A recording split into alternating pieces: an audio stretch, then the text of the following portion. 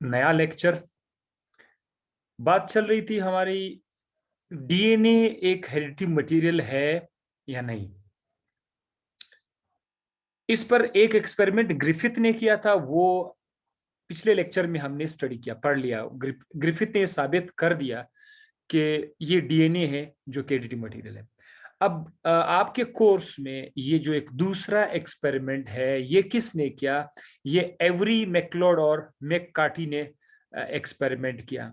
ये एक्सपेरिमेंट मैं आज आपको तफसील से समझाता हूं और देखते हैं कि यहाँ पर ये तीन साइंटिस्ट क्या कहना चाहते हैं।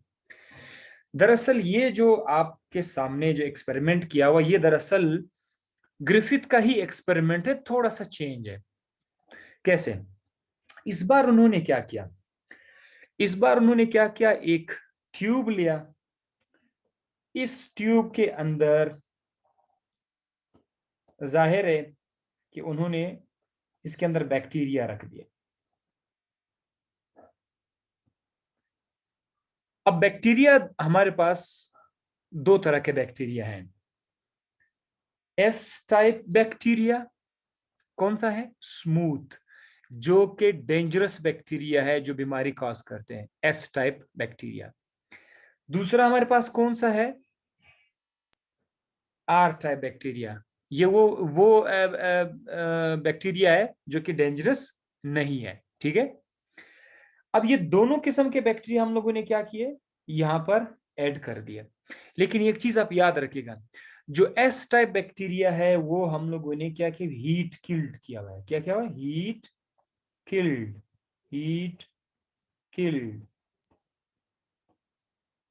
यानी इसका जो असर है वो खत्म हो चुका है। इसको हीट के जरिए से हमने उसको मार दिया हुआ है। अब आपको लगता है कि क्या ये ट्यूब के अंदर जो जरासीम, दो तरह के जरासीम पड़े हुए, एस और आर टाइप, क्या ये बीमारी कॉज करेंगे? तो सारे स्टूडेंट यही कहेंगे बीमारी कॉज नहीं करेंगे, क्योंकि आर पहले से शरीफ है। ये बैक्टीरिया तो बीमारी कॉज करता ही नहीं है। बीमारी जो कॉज करता था वो कौन था? स्मूथ जो था वो बैक्टीरिया कॉज करता था। लेकिन अभी वो बेचारा भी डेड बैक्टीरिया है। तो ये दोनों हमारे पास कहां पर है? ट्यूब के अंदर है। इस ट्यूब के अंदर आपके पास मौजूद है। मैं आपके लिए एक और काम कर देता हूँ। मैं यहाँ पर कलर भी चेंज कर देता हूँ थोड़ा सा, ताकि आपको आसानी हो। आसानी हो कि दो तरह के बैक्टीरिया है, एक एस है और एक आर है। अब हम लोगों ने पहले क्या किया? पहला एक्सपेरिमेंट जरा देखिए। इसके अंदर हम लोगों ने एक एंजाइम ऐड किया। उस एंजाइम का नाम क्या था? RNase, proteinase enzyme. Which enzyme? That is proteinase enzyme. Proteinase enzyme क्या करते हैं? ये ऐसे एंजाइम है जो प्रोटीन को डाइजेस्ट करते हैं, प्रोटीन को खत्म कर देते हैं। अब आपके पास जो बैक्टीरिया है, यहाँ पर इस ट्यूब के अंदर जो बैक्टीरिया है, वो तमाम के तमाम बैक्टीरिया के पास अब क्या नहीं होगा? No protein. क्या? No protein. क्यों नो प्रोटीन? बिकॉज वो एंजाइम की मदद से, यहां पर आपने एंजाइम ऐड कर दिया ना, ये ऐसा, ये हम लोगों ने क्या किया? एंजाइम को हम लोगों ने ऐड किया ताकि ये प्रोटीन को कर, बैक्टीरिया के पास जो प्रोटीन है उसको क्या करेगा? खत्म करेगा। और हाँ, एक और कंफ्यूजन को अब खत्म करते हैं। जो बैक्टीरिया यहां पर मैंने लिखा हुआ, ये एक डायग्राम अगर आप देखें, यहां पर जो डायग्राम है, इस डायग्राम में आप देखिए कि बैक्टीरिया के अंदर प्रोटीन भी मौजूद है। ये बड़े मजे की बात है। ये बड़े मजे की बात है। प्रोटीन भी मौजूद है और इस वक्त आप देख रहे हैं कि प्रोटीन के ऊपर एक दायरा मैंने बना लिया है, प्रोटीन मौजूद है। और बैक्टीरिया के अंदर और क्या मौजूद है? बैक्टीरिया के अंदर आरएनए भी मौजूद है। बैक्टीरिया के अंदर डीएनए भी मौजूद है। तो ये तीन चीजें तो बड़े कॉमन है। आरएनए है, प्रोटीन है और डीएनए है। साइंटिस्ट को शक हुआ कि ये हेरिडिटी मटेरियल इन तीनों में से कौन सा है? ये प्रोटीन है या डीएनए है या ये आरएनए है? ये था। तो ये साइंटिस्ट अब तजर्बा करना चाहते हैं, ये देखना चाहते हैं कि वो जो खसूसियात को ट्रांसफर करने वाली चीज है, जो एक जानदार से दूसरी जानदार में खसूसियात ट्रांसफर करने वाली चीज है, वो कल वाला एक्सपेरिमेंट जब आपने देखा कि एक शरीफ बैक्टीरिया, हाँ, आर टाइप बैक्टीरिया कन्वर्ट हो जाता है किसमें, एस टाइप बैक्टीरिया में। ये बड़ा अजीब सा था कि यार ये खसूसियत को किसने लाया, एक शरीफ बैक्टीरिया को बदमाश बैक्टीरिया में कन्वर्ट किया, किस चीज ने यह काम किया, वो इन तीनों में से कौन था, वो आरएनए था कि डीएनए था कि वो प्रोटीन था। तो अब ये लोग क्या करते हैं, बड़े कमाल के हैं ये लोग, जब तजर्बा करते हैं वो एक एक को चेक करते हैं।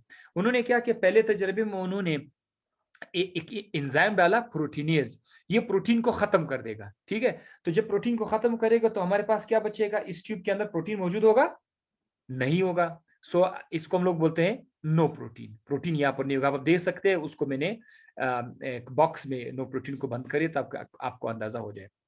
जब प्रोटीन इसमें नहीं होगा फिर क्या होगा, यहां पर हमने देखा, यहां पर हमने देखा कि वो डेड बैक्टीरिया तो थे पहले से, डेड बैक्टीरिया तो पहले से मौजूद थे, ठीक है, मरे हुए बैक्टीरिया तो थे डेड।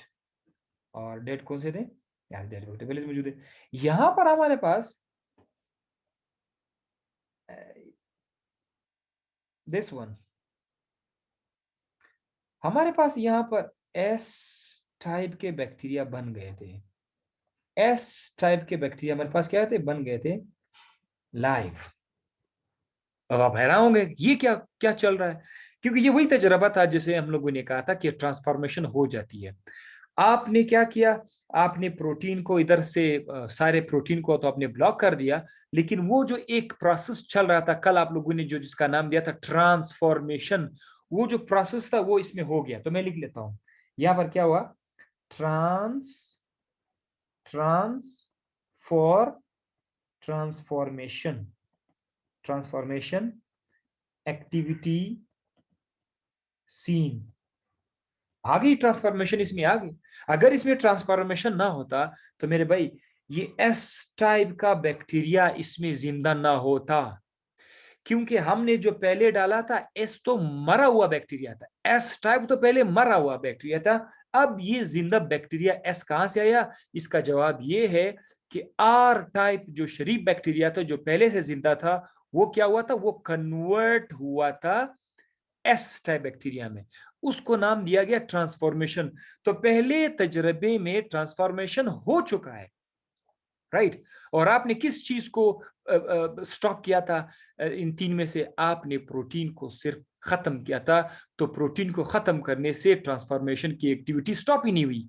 सो अब हम क्या करते हैं, हम दूसरा तजर्बा करते हैं सिर्फ इस चीज को पता लगाने के लिए कि ये प्रोटीन है कि डीएनए है कि आरएनए है जो इस ट्रांसफॉर्मेशन के लिए रिस्पॉन्सिबल थे। सो प्रोटीन तो हम लोगों ने रिजेक्ट कर दिया कि भाई चलो भाई प्रोटीन भैया तुम ट्रांसफॉर्मेशन नहीं करते, अगर तुम ट्रांसफॉर्मेशन में इन्वॉल्व होते तो फिर ये एस टाइप लाइव नहीं आता।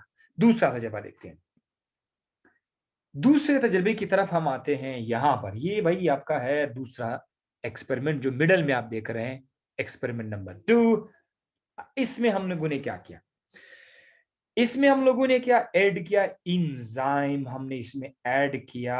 अब ये कौन सा इंजाइम है, ये आपका आरएनएज इंजाइम है। आरएनएज इंजाइम क्या करते हैं, ये आरएनए को डिग्रेड कर देता है, ये आरएनए को खत्म कर देता है, मतलब जिधर आपको आरएनए नजर आएगा ये आरएनए को खत्म कर देता है। सो अब एक बार फिर यहाँ पर आपके पास मैं आपकी आसानी के लिए सर्कल लिख रहा हूं, ठीक है। ये आपके पास एक किस्म का बैक्टीरिया है और ये रहा आपके पास दूसरे किस्म का बैक्टीरिया, यानी इसमें है चलो black colour, let suppose black colour हमारे पास कौन सा है, ब्लैक कलर हमारे पास डेड एस टाइप के बैक्टीरिया है, डेड एस टाइप के बैक्टीरिया है। और यहाँ पर जो रेड सर्कल है वो हमारे पास क्या है, लाइव आर टाइप के बैक्टीरिया, वो शरीफ बैक्टीरिया है हमारे पास, लाइव आर टाइप के बैक्टीरिया। अच्छा जनाब, अभी तक तो इसमें ट्रांसफॉर्मेशन हुआ ही नहीं है। हम लोगों ने जब इसके अंदर एंजाइम ऐड किया उसने इन सब का आरएनए खत्म कर दिया, जितनी भी बैक्टीरिया उसका आरएनए खत्म कर दिया। सो यहाँ पर आपको क्या मिलेगा, नो आरएनए। इस बार आपको आरएनए नहीं मिलेगा, नो आरएनए, कोई आरएनए नहीं होगा, ठीक है। आरएनए अब इस ट्यूब के अंदर नहीं है। तो हम लोगों ने कुछ इंतजार किया, आगे जाकर पता लगा कि इस ट्यूब के अंदर हमारे पास क्या था कि वो जो डेड एस था वो तो चलो से मौजूद है, ठीक है, डेड एस बैक्टीरिया तो मौजूद है, पहले से तो मरा हुआ है, लेकिन वो जो लाइव आर बैक्टीरिया था, live R bacteria, live R bacteria जो था वो कन्वर्ट हुआ था, किस चीज में कन्वर्ट हुआ था, लाइव एस टाइप बैक्टीरिया में वो कन्वर्ट हुआ था। तो ट्रांसफॉर्मेशन फिर से यहां पर हो गया। ट्रांसफॉर्मेशन का मतलब ये है एस टाइप बैक्टीरिया का, sorry, yes, S type dead bacteria, S type dead bacteria convert हो जाए, sorry, R type, R type bacteria convert हो जाए किसमें, एस टाइप बैक्टीरिया में, एस टाइप बैक्टीरिया में। एक कन्वर्जन को क्या बोलते हैं, ट्रांसफॉर्मेशन बोलते हैं। जब आर टाइप बैक्टीरिया कन्वर्ट जाए एस टाइप में, तो ट्रांसफॉर्मेशन यहां पर भी क्या हो गया, हो गया, राइट। आरएनए से मतलब वो रोका नहीं, आपने आरएनए को खत्म कर दिया और फिर भी हो रहा है। इसका मतलब ये है कि आरएनए का ट्रांसफॉर्मेशन में कोई रोल ही नहीं। अगर आरएनए का ट्रांसफॉर्मेशन में रोल होता तो फिर सेकेंड एक्सपेरिमेंट में ट्रांसफॉर्मेशन ना होता, क्योंकि आपने तो सारा आरएनए को तो खत्म कर दिया, राइट। अब आते हैं भैया हम लोग थर्ड एक्सपेरिमेंट की तरफ। थर्ड एक्सपेरिमेंट में मेरे कुछ ऐसे स्टूडेंट्स होंगे जो इस वक्त क्लास में बैठे हुए हैं, शायद वो मुझे एडवांस में बताएंगे कि सर यहाँ पर क्या होगा, शायद वो एडवांस मुझे बता सके, क्योंकि सारा गेम उधर हो गया। इस ट्यूब में भी वही गेम चल रहा है, आपके पास पड़ा हुआ है, आर टाइप के बैक्टीरिया है, लाइव आर टाइप के बैक्टीरिया है, राइट, आर, और इसी के अंदर हमारे पास एस टाइप के बैक्टीरिया, लेकिन वो क्या डेड है, फिलहाल वो क्या है, वो डेड बैक्टीरिया है। हम लोगों ने इस बार इसमें ऐड कर दिया किसको, डीएनएज को। अब अगर आप यहां पर देखिए तो ये एक एंजाइम है डीएनएज। ये डीएनएज एंजाइम क्या करता है, ये आपके डीएनए को क्या कर देगा, डिग्रेड कर देगा, खत्म कर देगा, ब्लॉक कर देगा, तोड़ देगा डीएनए को। तो जब ये एंजाइम इस ट्यूब पर अमल करेगा तो यहां पर आपको क्या होगा, यहां पर आपको मिलेगा नो डीएनए।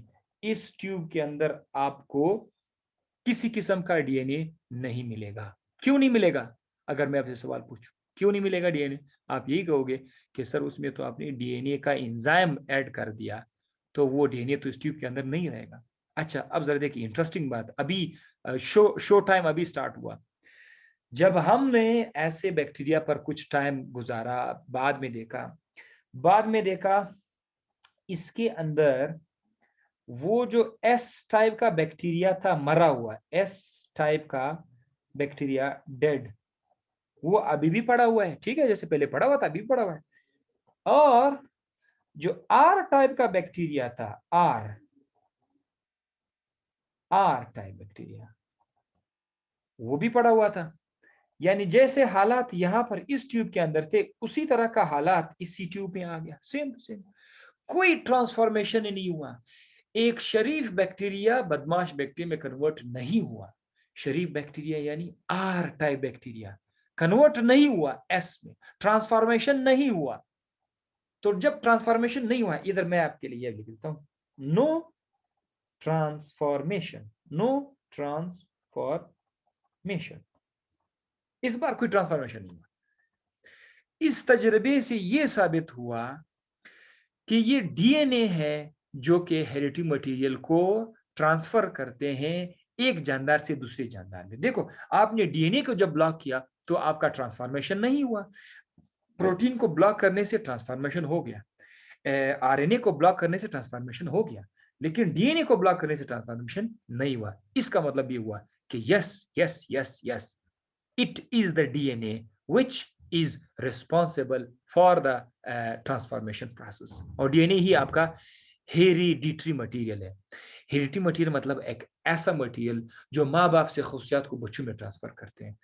वो मटेरियल जिससे एक शरीफ बैक्टीरिया बदमाश बैक्टीरिया बन जाता है, या आप ये भी कह सकते हैं एक बदमाश बैक्टीरिया शरीफ बन जाता है। ये जो कन्वर्जन है, मोस्टली टॉपिक में आपको ऐसा तो नजर नहीं आएगा कि एक डेंजरस बैक्टीरिया जो है वो एक नॉन वायलेंट बैक्टीरिया में कन्वर्ट हो जाए, लेकिन हमारे कोर्स में हमने देखा कि एक non violent non pathogenic bacteria जो डिजीज काज नहीं करते हैं वो कन्वर्ट हो जाता है पैथोजेनिक बैक्टीरिया में, पैथोजेनिक मतलब जो बीमारी कॉज करते, पैथोजेनिक आप अपने साथ ये लफ्ज नोट कर सकते हैं। तो ये एक्सपेरिमेंट था, बड़े मजेदार किस्म का एक्सपेरिमेंट था। आई होप आपको ये तो समझ आ गया होगा खैर से। सो मैं शिफ्ट करता हूं दूसरे एक्सपेरिमेंट की तरफ। दूसरा जो एक्सपेरिमेंट है कि मैं पहले देखता हूं।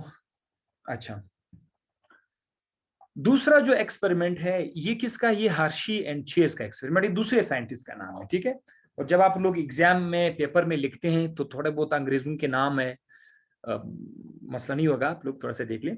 हार्शी एंड चेज, इन्होंने क्या किया, इन्होंने अपनी तरफ से तजर्बा किया सिर्फ इस बात को साबित करने के लिए कि आया डीएनए ही रिस्पॉन्सिबल है खसूसियात को माँ बाप से बच्चों में ट्रांसफर करने में, या ये कोई और चीज है। तो इन्होंने भी तजर्बा किया, लेकिन इनका तजर्बा कुछ बहुत ज्यादा डिफरेंट था दूसरों से। अब आपको मैं बताता हूं, इन साइंटिस्ट ने अपने एक्सपेरिमेंट में किस चीज को इस्तेमाल किया, इन्होंने एक बैक्टीरियोफेज को इस्तेमाल किया। बैक्टीरियोफेज, यहां पर क्या लिखा हुआ, दे यूज बैक्टीरियोफेज। अब ये जो बैक्टीरियोफेज है ये क्या है, बैक्टीरियोफेज, बात स्टूडेंट ये समझ रहे हैं कि ये कोई बैक्टीरिया है, लेकिन नहीं, ये बैक्टीरिया नहीं है। बैक्टीरियोफेज एक वायरस है। ये क्या है, ये एक वायरस है।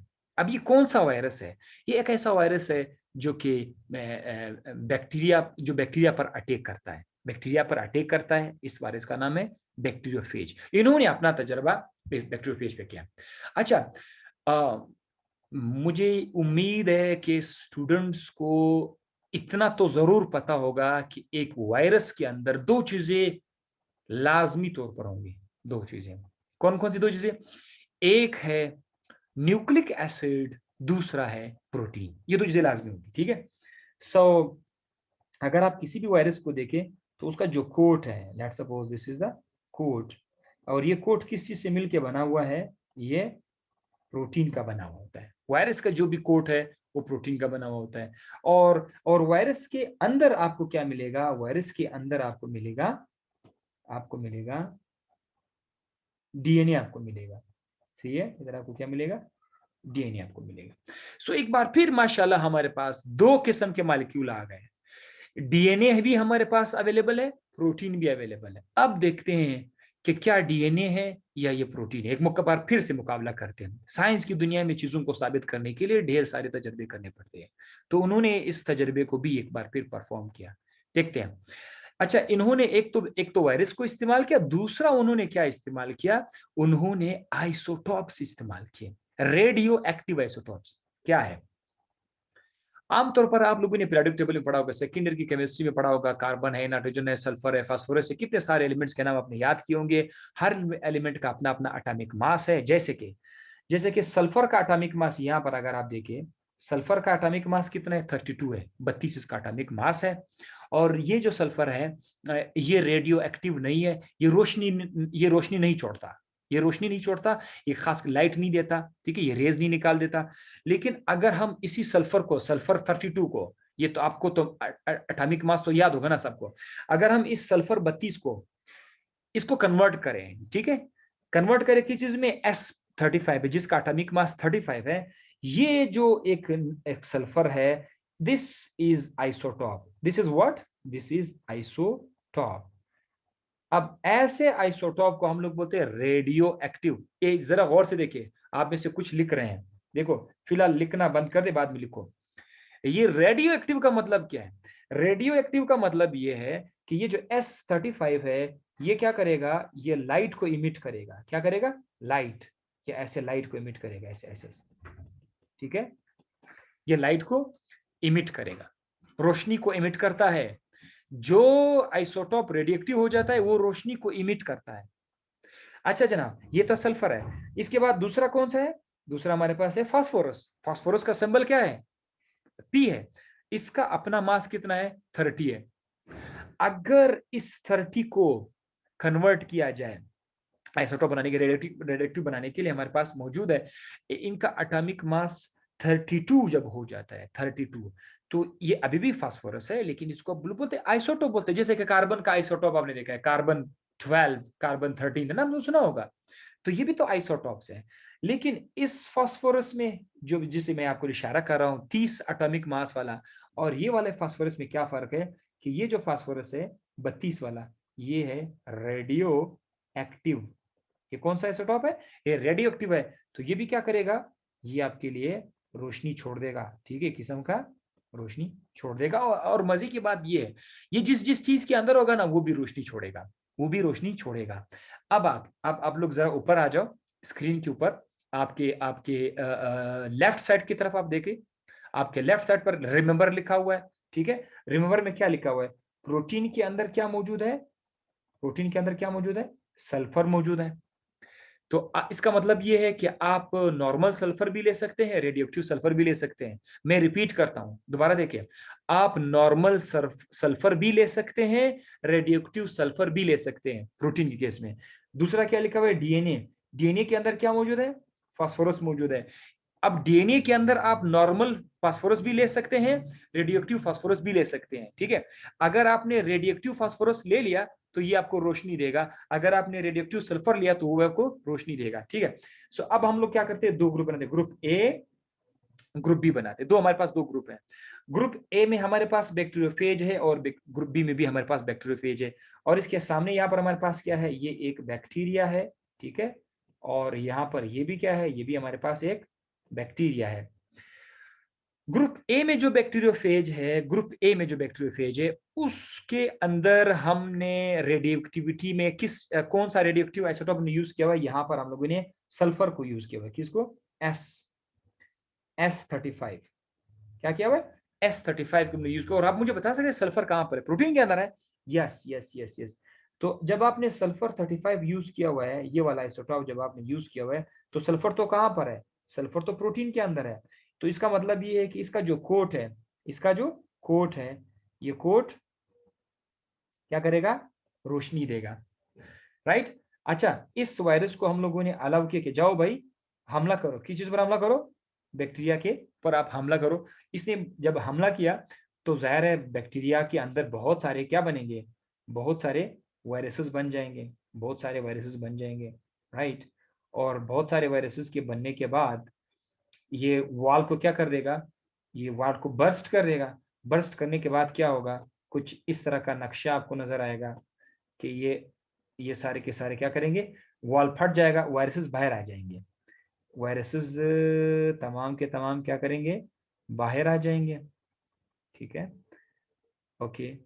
बाहर आने के बाद वो जो हमने रोशनी की बात की थी, लाइट की बात की थी, लाइट आपको बैक्टीरिया के अंदर नजर आएगा या बाहर नजर आएगा? आप मुझे बताओ, लाइट कहां पे नजर आएगा?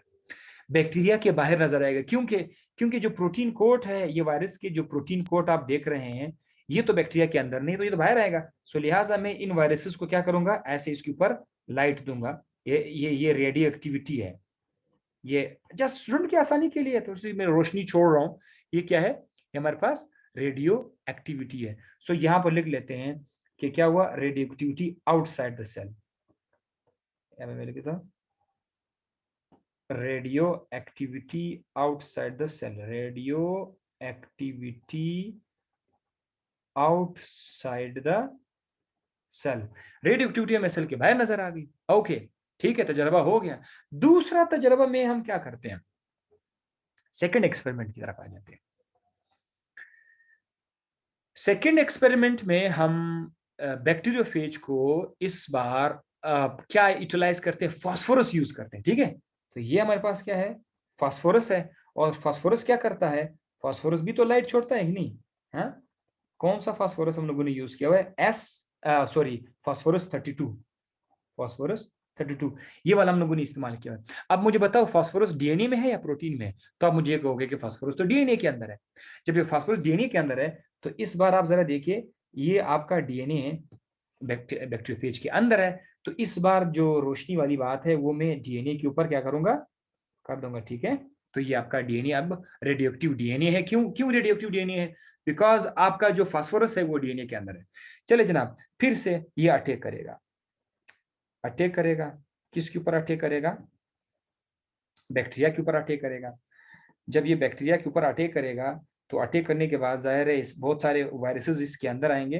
यहाँ पर आकर ढेर सारे बच्चे देंगे, ठीक है, बहुत सारे बच्चे देंगे, वायरसेस के बच्चे आएंगे, बच्चे बनाएंगे, बैक्टीरियोफेज बनेंगे, और फिर क्या होगा, दीवार फट जाएगा, सारे वायरसेस क्या करेंगे, वायरसेस बाहर आएंगे,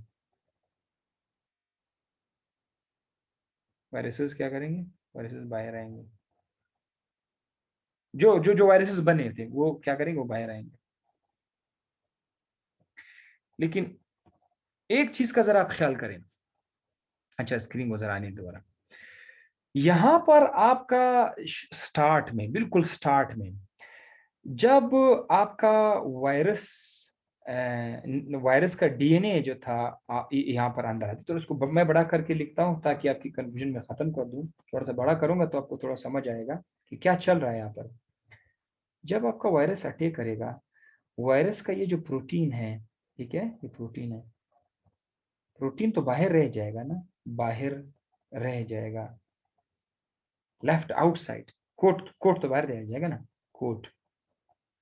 लेकिन ये इसके अंदर जो डीएनए पड़ा था, वो जो डीएनए पड़ा था, वो डीएनए क्या करेगा, वो अंदर आएगा। अब पता है ये कौन सा डीएनए है, ये वो डीएनए है जो लेबल्ड है। सो अब आप देखिए, अभी तक अगर हम लोग ये देखिए, अभी तक बच्चे आए ही नहीं है, इसके बच्चे अभी भी ये attack inside the bacterial cell है, तो आपको रेडियो एक्टिविटी कहां पर नजर आएगी, आपको रेडियो एक्टिविटी सेल के अंदर ही नजर आएगी। लेट्स सपोज अभी तक इसने बर्स्ट किया नहीं है, अभी तक इसने बर्स्ट नहीं किया हुआ है, बच्चे बाहर ही नहीं आए, बच्चे अभी तक फिलहाल सारे अंदर है। तो जब तक बच्चे सारे अंदर होंगे, तो उन बच्चों के पास, सब बच्चों के पास क्या होगा, डीएनए होगा कि नहीं होगा, यस होगा।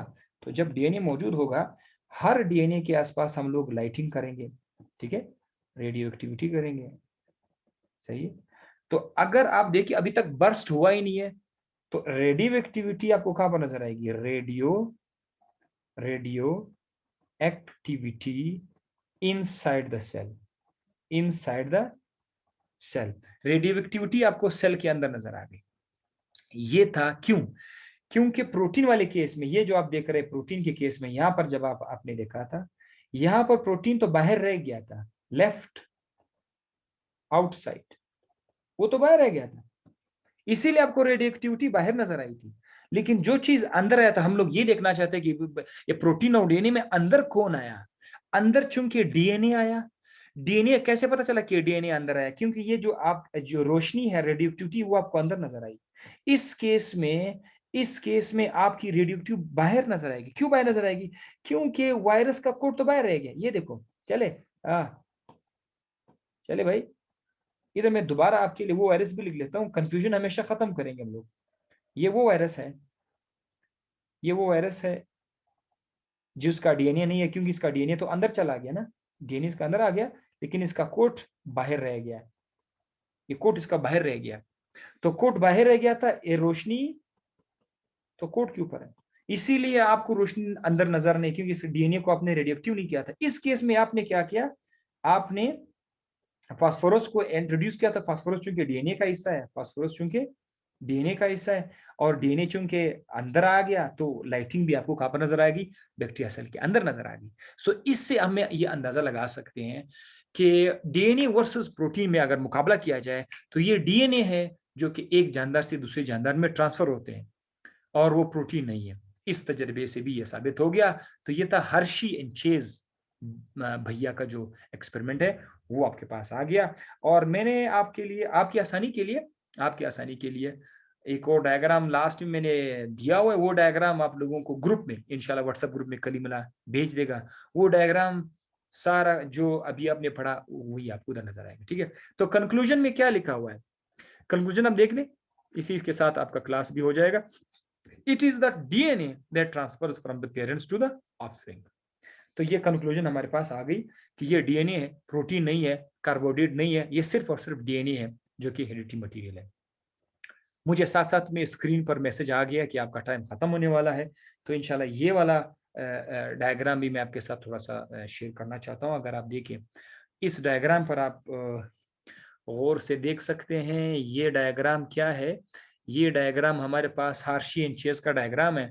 आप गौर से देख ले, तसल्ली से देख ले, सारे के सारे वही बातें हैं जो मैंने आपको स्क्रीन पर बता दी है। लेकिन ये थोड़ा सा खूबसूरत डायग्राम है, ये भी आपको मिल जाएगा। अगर आपको ये समझ नहीं आया तो आप मुझे मैसेज कर सकते हैं, ठीक है, वॉइस मैसेज कर सकते हैं और मैं आपको आपसे समझा दूंगा, ठीक है। और दूसरी गुड न्यूज़ ये भी है कि इंशाल्लाह थर्सडे को, कमिंग थर्सडे को इरादा है मेरा, थर्सडे या फ्राइडे को मैं आ जाऊँ इंशाल्लाह, आप लोगों से एकेडमी भी मिल लेता हूँ। एंड साथ साथ एक बड़ा ज़बरदस्त तेज़ नेटवर्क का भी मैंने यहाँ पर इंतज़ाम किया हुआ है, स्पीड का इंशाल्लाह, तो वो भी आपसे मुलाकात होगी।